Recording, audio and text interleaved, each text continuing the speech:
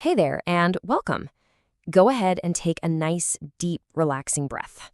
Just drop those shoulders. Today, I'm going to be your personal language coach, and this is your language fitness workout. We're embarking on a brand new routine designed specifically to help you overcome that nagging fear of making mistakes. So, we're going to speak slowly, clearly, and purposefully.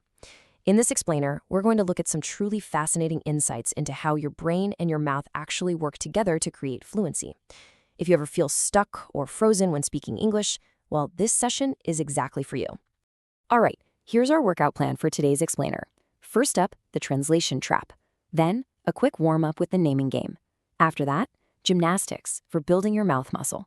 Then, the match for some real practice. And finally, your training plan. Okay, section 1, the translation track. Listen, I want to gently acknowledge something right off the bat. If you feel absolutely exhausted when you try to speak English, it is not because you're bad at it.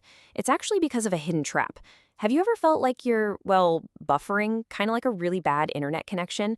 Just pause for a second and think about that anxious feeling of constantly searching for words.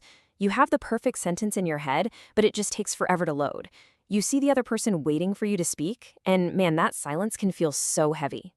So, this is that translation trap in action. You see an object, you search for the word in your native language, and then you try to translate it into English. That's honestly like trying to lift a giant mental weight just to take a single step forward. It's slow and it's exhausting. But real fluency acts like a rocket. You see the object, and bam, you connect it directly to English. And that is our ultimate goal.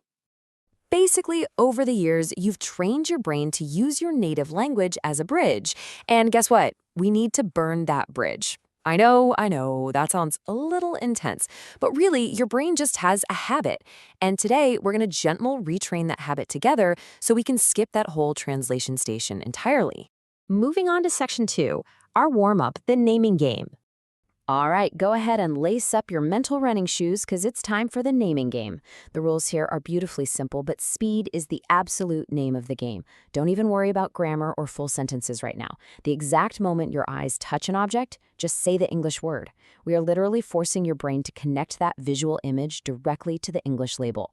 So, what does this actually look like in daily practice?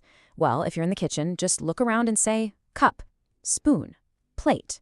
If you're walking down the street, mentally label the things you pass. Car, tree, dog.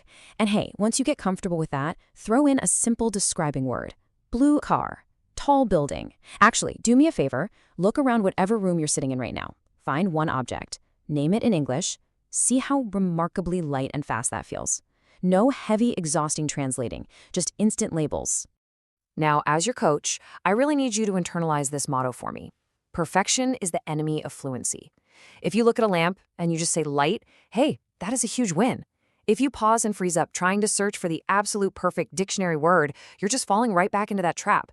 Remember, we are training for speed here, not perfection. All right, on to section 3, gymnastics, building that mouth muscle. So your brain is all warmed up, but speaking a language is actually a super athletic event. English is physical. See, right now, your mouth is completely used to the relaxed, familiar movements of your native language. So when you try to switch to English, your tongue might feel kind of stiff, or you might find yourself mumbling a bit. Guys, this is literally just a muscle problem. You just need to do some physical reps to build up muscle memory for your jaw, your lips, and your tongue. So here is your specific physical workout routine, the shadowing workout. Now, shadowing isn't just mindlessly repeating words like a robot. Step 1, you listen to the melody, the music, and the emotion of a native speaker. Step 2, you exaggerate your mouth movements. I mean, really stretch those lips. Open your mouth wider than you normally would so it actually feels a little strange. And step 3, do fast repetitions. Say it fast 5 times in a row. Just focus entirely on the physical sound of it and completely ignore the grammar. Let's actually do some heavy lifting right now. The word refrigerator is a notoriously tough one, right? It seriously feels like having rocks in your mouth. But listen to the music of it. The refrigerator is running in the kitchen. Go ahead and say it with me and really exaggerate the stretch of your facial muscles. The refrigerator is running in the kitchen. Keep doing it until your jaw muscles actually start to feel a little bit tired. That is exactly the feeling of weak muscles finally waking up. Which brings us to section 4, the match. Time for some real practice. I am so proud of you for making it this far. You've done the mental warm-up, you've hit the physical gym, and now we play a real match. It's time to put all of this together in a real conversation.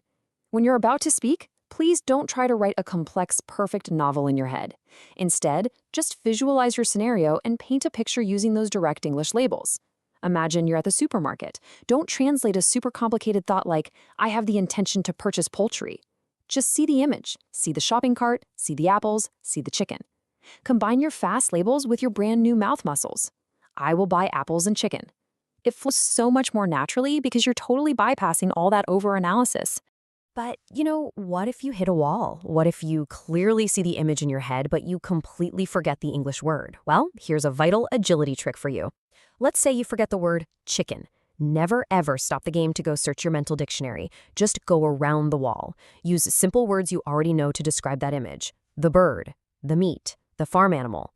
The whole point is to keep the flow going. Absolutely do not let the desire for perfection stop your speed.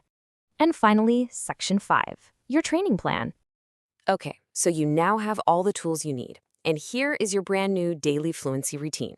It honestly takes just a few minutes a day, but I promise you, it will completely transform your confidence and your muscle memory. In the morning, while you're brushing your teeth, play the naming game in your bathroom. Label the mirror, the water, the soap. Then, during your commute, maybe listen to an English explainer and do some whispered shadowing on the bus. Try to match their exact melody. And finally, in the evening, just visualize your day and paint a really simple picture in English using those direct labels. Consistency is absolutely your greatest strength here. Your brain and your mouth are fully ready for this. You have everything you need right now to stop translating and start flowing naturally. So, I'm going to leave you with this final fun challenge. What everyday object are you going to name first the absolute second you finish this explainer? Look around you right now, lock your eyes onto something, and name it out loud. Seriously, start your new habit today. Keep training hard, and I will see you next time.